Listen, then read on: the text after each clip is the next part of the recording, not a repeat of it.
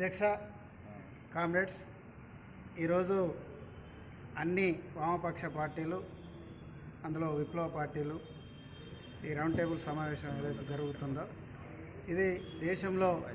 Bharatiya Janata party రెండోసారి అధికారంలోకి వచ్చిన తర్వాత కార్మిక చట్టాలు కుదించడము, వ్యవసాయ రంగాన్ని చట్టాలు కుదించడము, అదేవిధంగా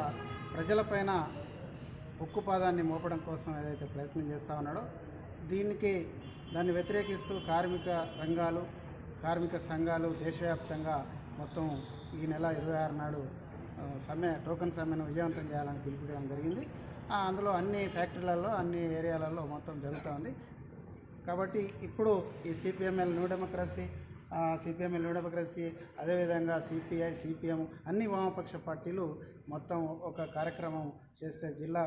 కేంద్రంలో కలెక్టర్కు మెమొరాండాలు కానీ లేకుంటే అదేవిధంగా ఆందోళన కూడా చేసి ఆ సమ్మెకు మద్దతు